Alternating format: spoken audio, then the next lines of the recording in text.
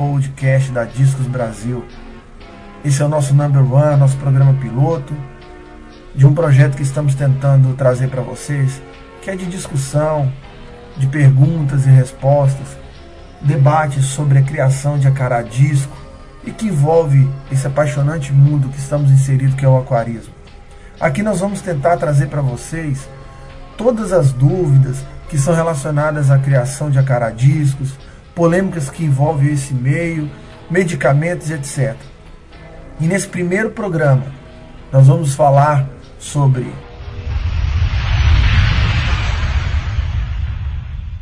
Acará Disco, valor versus qualidade. É isso aí. Sem mais delongas, então vamos ao que interessa. Roda a vinheta.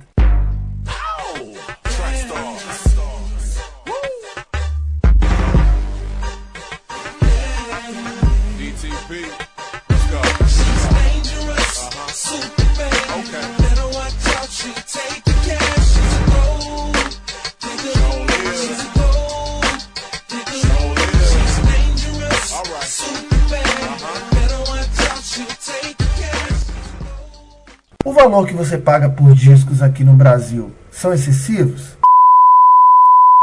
E hoje temos aqui conosco a Bia, o Claudemiro, o Pedro, o Rafael Laurentino, o Gil, o Laércio e o André. Sem mais delongas, e aí, Bia? Vamos começar por você. O valor de disco no Brasil são caros? Sem dúvida alguma, né? Sem dúvida alguma são muito caros, sim. Não condiz com a realidade atual. A gente entende que existe, sim, todo um custo de reprodução, de manejo. Existe um custo grande para reprodutores, tá? Mas é caro, sim. São caros, sim. A questão de manutenção, alimentação, tudo colabora para que esses preços sejam bem altos aqui no nosso país. Boa noite, pessoal. Eu diria que para a qualidade de discos que a gente vê na maior parte das lojas por aí fora no Brasil, os discos no Brasil são muito caros, porque a maior parte deles são de baixa qualidade, o formato não é o melhor, as variantes também não vemos as mais bonitas são caríssimas, e principalmente se a gente pesquisar um pouquinho de sites e procurar sites que vendem discos nos Estados Unidos e na Europa, vamos nos aperceber que, convertendo a moeda, os peixes aqui no Brasil são caríssimos. Sim, eu acho caro, porque a gente compra os peixes aqui no Brasil muito caro. Nunca comprei um disco abaixo de R$ 80. Realmente muito caros. Para mim poderiam ser mais baratos. Boa noite a todos. Eu concordo com a opinião do Pedro. Eu acho que a qualidade aqui no Brasil é muito baixa. O formato não é dos melhores. Variante, tem muita confusão em variante. Tem vendedores que não sabem nem o que estão vendendo. Tem muita mistura de variante no hobby. Saem variações disso e eles querem classificar como uma variante, quando não é. Quando é uma mistura que saiu lá e eles dão o nome de uma variante nova. Enfim, esse é um dos problemas. Fora todo o custo que tem, mas mesmo assim eles acabam querendo lucrar muito mais do que o justo. Então acho que o preço é muito alto para a qualidade muito baixa. A quantidade de variantes hoje aqui a gente sabe que ela não é bem verdadeira, né? Quando a gente parte para o catálogo, assim, essas questões. Eu tenho muita dificuldade quanto à questão de variante de disco, né? Eu não sei se um checkboard realmente é um checkboard, eu não sei se o checkboard é um pijo ou se o pijo acaba sendo checkboard. Então, assim, às vezes a gente fica na mão do lojista em relação a essa questão de variante, né? Vocês acham que a quantidade de variantes no Brasil são verdadeiras ou a gente fica na mão dessas variantes fictícias, inventadas, ou tipo assim, parece, mas não é, e eu vendo como se é? Sem dúvida nenhuma a gente fica na mão, né, Tato? Sem dúvida nenhuma Acho que todos aqui já passamos e muitos robistas passam por essa experiência desagradável, de se comprar, achar que está comprando uma variante e recebendo outra, né? Haja visto que agora são os checkbirds, como você colocou bem. Isso é uma confusão tremenda, né? Checkbirds como Redmap, checkbirds como Rafflesia agora, e no preço de um Rafflesia. Esse é o detalhe, né? Então, sem dúvida, eu, por exemplo, aqui tenho dúvida do que eu tenho dentro do meu aquário. Eu não tenho certeza de variante praticamente nenhuma. Acho que fica fácil só de se ter certeza com os azuis. Sim, concordo em vários aspectos, né? Primeiro porque existe muito lojista que não sabe quais são as variantes. Esse é o primeiro problema. Principalmente nas variantes de pigeon, né? Como a Bia falou, existe muita confusão. O que é um checkerboard? O que é um tiger? O que é um Rafflesia? Eu acho que quase ainda não vi Rafflesias verdadeiros à venda aqui, né? O que é um red map? O que é um red panda red map? Enfim, principalmente nos pigeon existe uma grande confusão aí nesses. E depois, outro problema que existe, eu acho, é que a maior parte das vezes os peixes são vendidos ainda pequenos, até 6, 7 centímetros, eles acabam por mudar muito, né? Só a partir dos 9, 10 centímetros é que eles têm uma definição da variante. Então, esse é um outro problema, né? Não, e pegando esse gancho aí, né, Pedro, assim, o que a gente mais tem visto hoje é essa questão de comercialização do disquinho moeda, né, ou seja, do filhote. E aí você acaba comprando algo que você não tem nem certeza do que é, né? Porque ele está definido como alguma coisa, porque ele parece com aquela variante, mas ele acaba não sendo. E aí a gente entra naquela questão do valor ainda. É muito caro você pagar em algo de 7, 6, 7 centímetros, que você não sabe nem como vai ficar, né? E eu fico assim, admirado, é que quando a gente parte para os fóruns lá fora, a gente não consegue ver esse mesmo tratamento. Impressionante é que se é vendido com a certeza, né? Se é vendido com a certeza de que aquele moedinha é aquela variante e muitas vezes não é mesmo. Em Laércio, mas aí o que você acha assim? Quando você parte para comprar variantes assim, aí no Rio de Janeiro, né?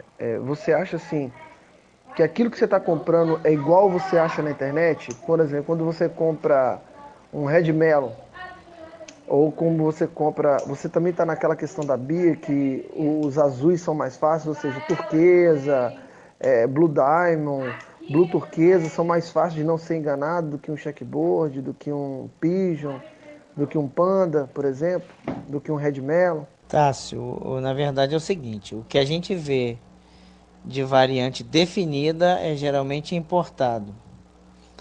E quando você acha aqui no Brasil já é filhote de importado. E ele pode sair idêntico aos pais ou não, né?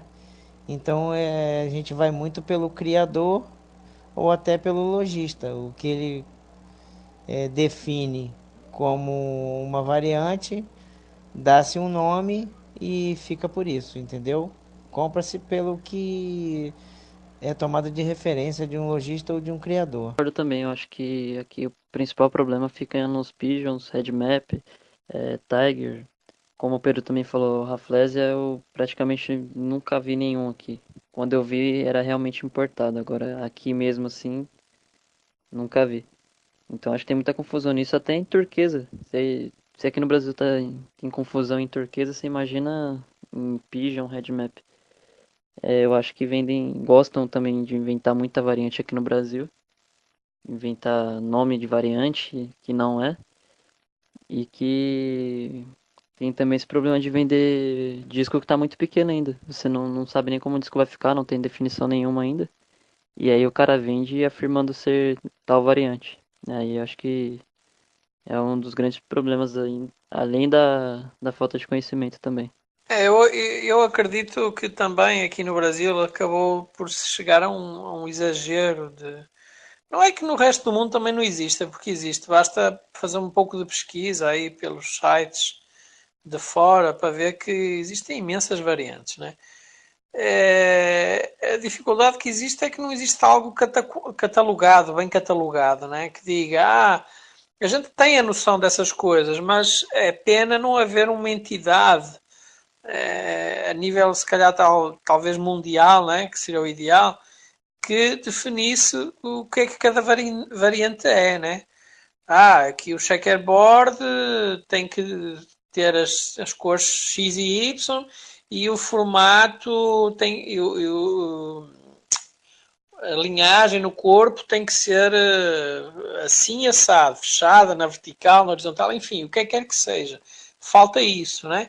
Então por isso é que leva aqui na parte dos pigeon a gente veja muita invenção, né? Pegando aqui na fala do Laércio,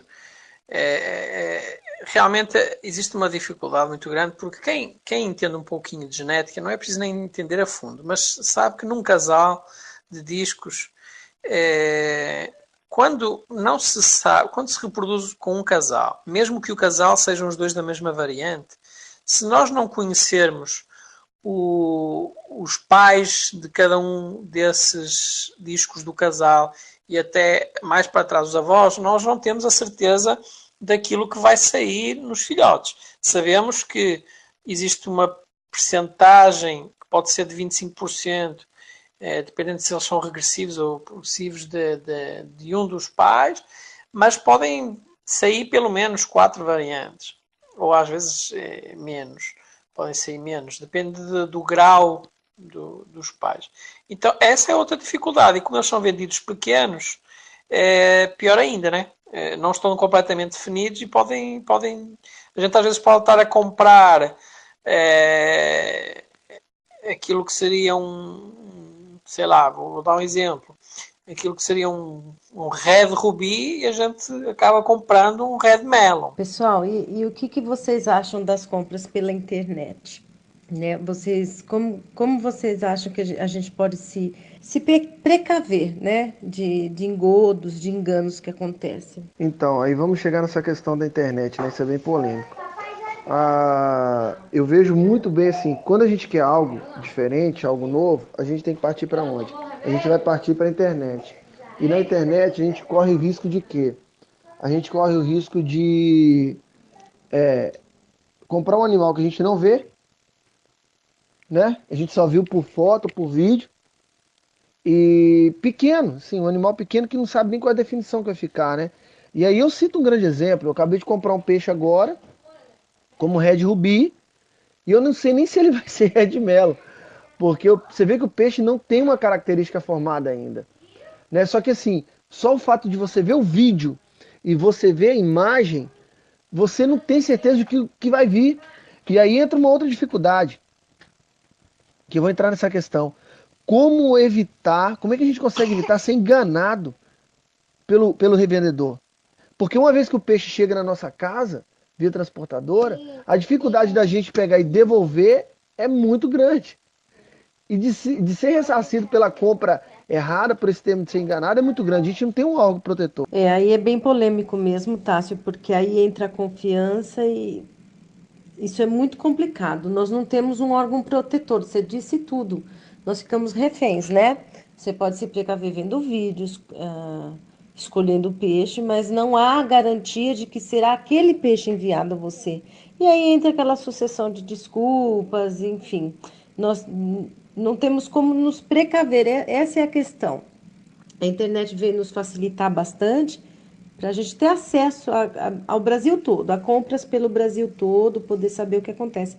Mas existe esse grande problema. Tá difícil a confiabilidade, a confiança no vendedor. Tá difícil. Nisso aí eu sou mais quadradão, assim. Eu não compro pela internet, não confio. Não confio porque tem vídeo, foto, então tudo pode ser editado. E eu não consigo confiar. E assim, como foi dito aí, tem que confiar no criador.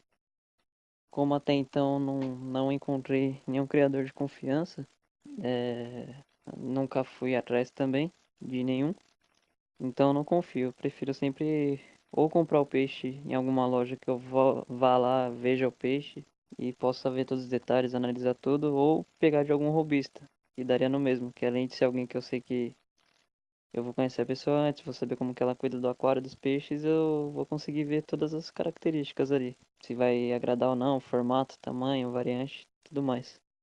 O grande mal, eu vejo hoje em dia, é o seguinte: infelizmente, as poucas boas lojas estão, eu diria que no Rio, em São Paulo, sei lá, uma aqui, uma ali, eu não conheço todas, né?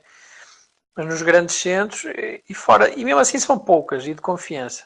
Então, muitos de nós não temos muitas possibilidades senão acabar por, se queremos principalmente uma variante diferente, ter que procurar na internet alguma solução. E, obviamente, que na internet é muito complicado, né? Hoje, talvez uma forma de se ter algum tipo de controle é tentar optar por uma compra feita através de algum site que possa ter um controlo em termos de reclamação. E aí eu diria que o Mercado Livre talvez é o melhor. Comprar direto para pessoas, a produtores, enfim, existe sempre um risco. Tá, se complementando a sua palavra aí sobre transporte também, nós não temos um transporte apropriado. Por algumas vezes eu tive problema aqui com transportadora, o peixe levou 2 a 3 dias para chegar no destino, né? No caso na minha casa, com o calor do Rio de Janeiro, de verão, e o peixe sofre por isso, entendeu? O peixe sofre também. E não temos um transporte apropriado. A verdade é essa. Algumas transportadoras não têm um cuidado com o seu animal e você pode, por vezes, até perder um peixe num transporte. E isso aí é um dos maiores medos, né? Porque quando você entra na questão de transporte, você vê que não existe, cara, o maior cuidado, né? A gente está à mercê realmente assim de um mercado sucateado em relação a isso, né?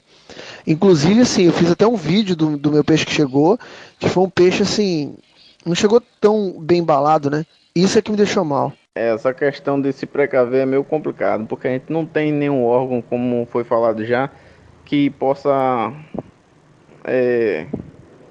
nos auxiliar nisso, né?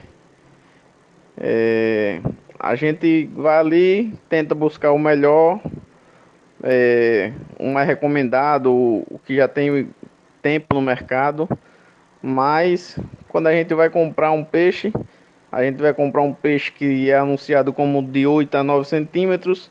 Quando chega na sua casa, o peixe tem 7, 8 centímetros. E parece que a régua do lojista ela é diferente da nossa.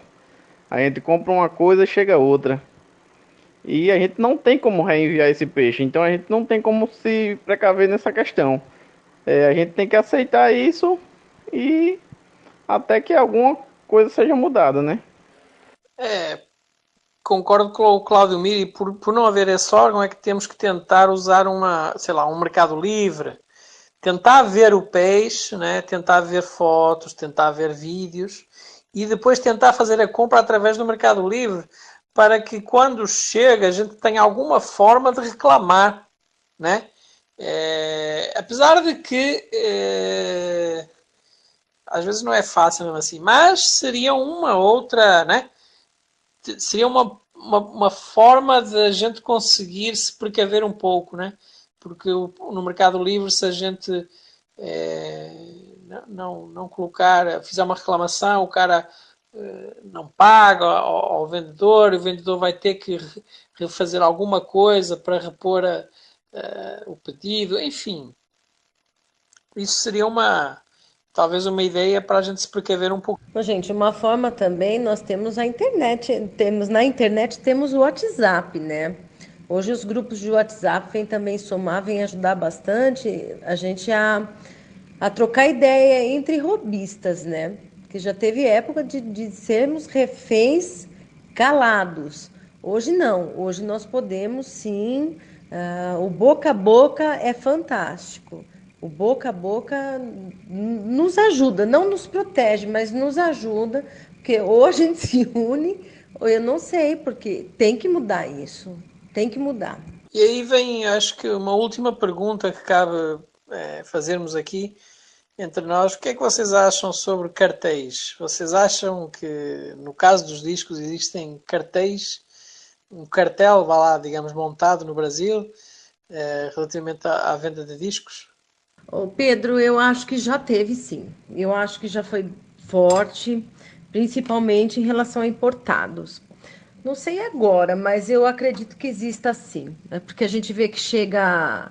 São os mesmos filhotes, vamos supor, chega num lojista, no outro e no outro. Então eu acredito que exista sim algo nesse sentido. Não sei se um cartel, mas que existe assim, tem algo, tem.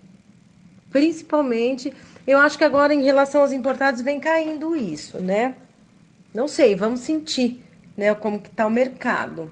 Aparentemente vai acontecer. Eu não acredito em que haja cartel, não. Eu acredito assim, poucos importadores, ou talvez alguns únicos importadores com acesso fácil a transporte, burocracia, translado, esse tipo de coisa, né? E os revendedores acabam refém de uma importação.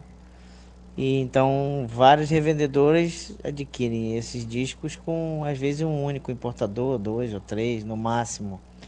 Então nós ficamos reféns a uma única importação talvez. E esses discos são divididos entre vários revendedores. E quanto a cartel eu não acredito não. Na minha opinião, Bia, isso ainda existe, né?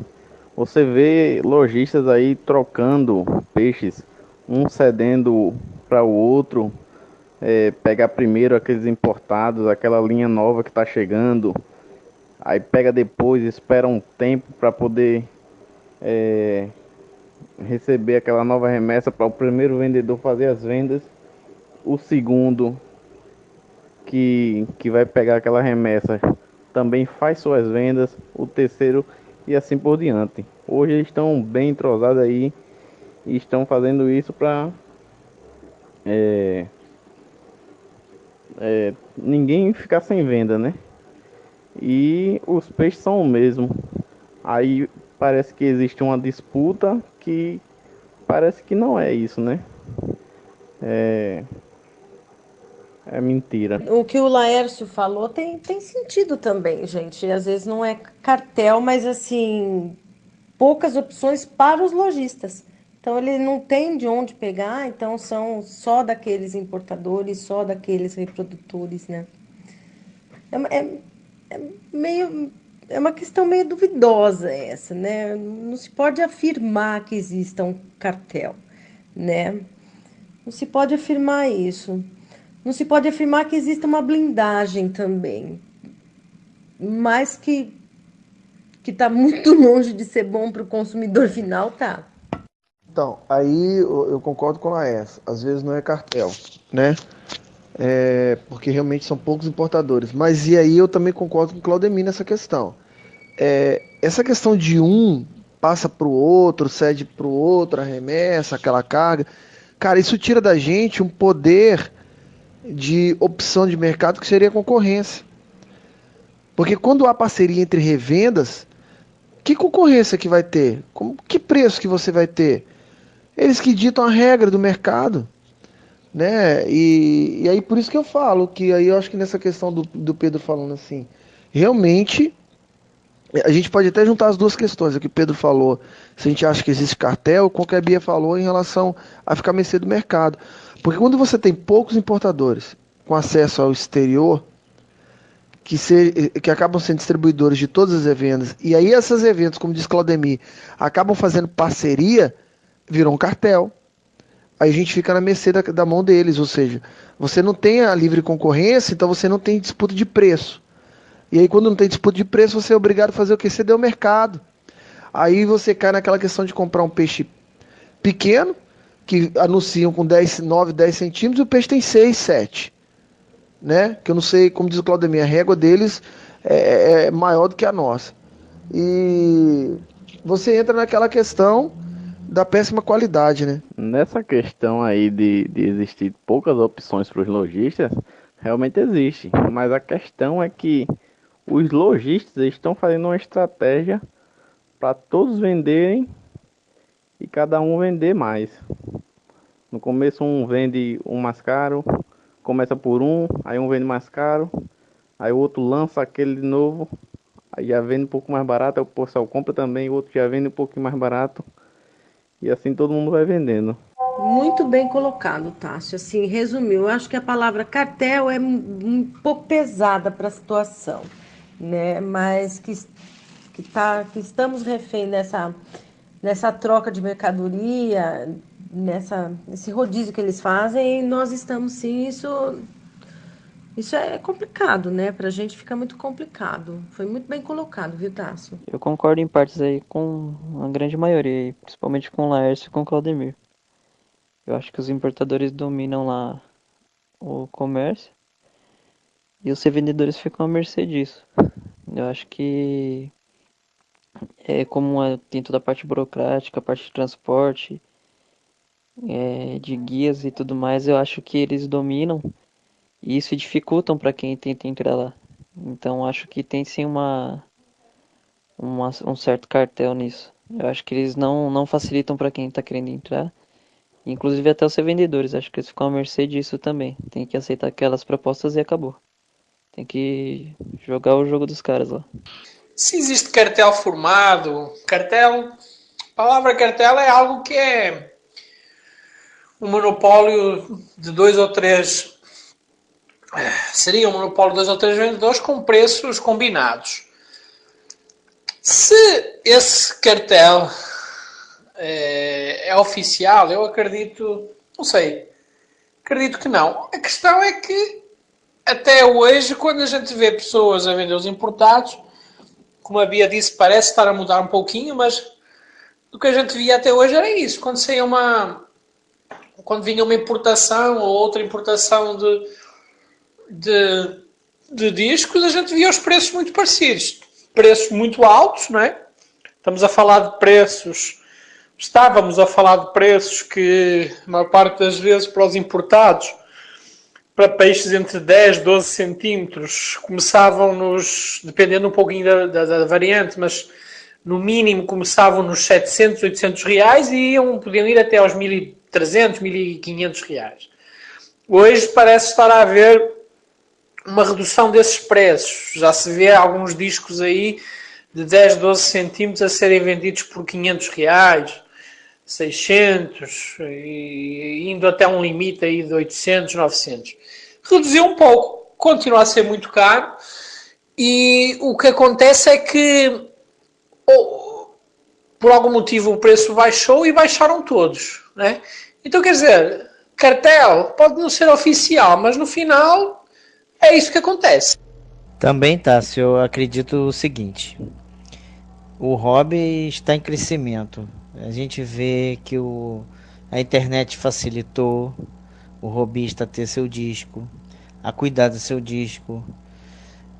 A compra do disco está facilitada na internet, no WhatsApp, nos grupos de WhatsApp. Está. Você tem acesso, às vezes, numa cidade próxima. Você pode conhecer o seu revendedor. Você pode ter acesso através de um grupo de WhatsApp, né, conforme a gente tem conhecido. Visitar a revenda ou visitar o lojista mais próximo. O aquarismo está em crescimento. Eu acho que isso tende a crescer e trazer mais revendedores para perto de nós, e até os importadores começarem a ver isso, né, e mais pessoas chegarem ao mercado de acordo com a oferta e procura, né? A verdade é essa. Meninos, foi um prazer esse nosso bate-papo, esse nosso primeiro podcast. Bacana, rendeu, piloto. E boa noite a todos, tá? Boa noite, fiquem com Deus. Valeu, pessoal, boa noite e até o próximo podcast. Boa noite, pessoal, até a próxima. É isso aí. Boa noite a todos aí. Foi muito bom, né? essa parte que eu consegui acompanhar aí do podcast e vamos pro próximo aí. E é isso aí, pessoal. Encerramos aqui nosso primeiro podcast, number 1, é o primeiro de vários, tá? Não deixe de colocar o seu likezinho aí. Vamos estar usando esse canal para os nossos posts e distribuindo no nosso grupo de WhatsApp, Facebook, etc. Aguardem novidades, pessoal. Até a próxima!